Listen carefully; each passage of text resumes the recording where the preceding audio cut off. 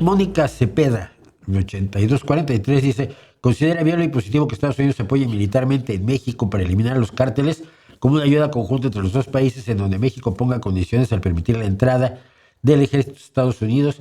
Le pregunto esto porque ayer escuchaba esta propuesta en un noticiero aquí en México. Mira, yo lo consideraría viable y aceptable si fuera bajo unas condiciones enormemente estrictas e higiénicas que impidiera todo tipo de abusos y barbaridades por parte de Estados Unidos en México. Y sobre todo, segundas intenciones. México es un país productor de petróleo, aunque haya destrozado su industria petrolera miserablemente.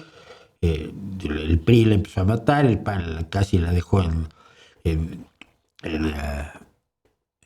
cuidados intensivos, y el gobierno de Morena la ha arruinado hasta la locura, porque pues muchos morenistas están sacando su dinero de Pemex, ¿no?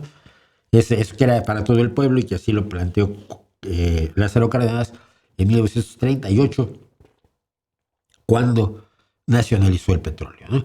Entonces, si México hubiera desarrollado una estrategia según la cual necesita apoyo externo y lo pide,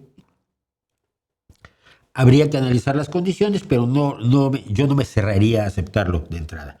Pero ahora que es Estados Unidos el que está imponiendo la ley del más fuerte en todo el mundo, es echarte una alacrán encima, el decirle a Trump: oye, ven, trae tus tropas y ven, vamos a matarlos, a acabar con el narco.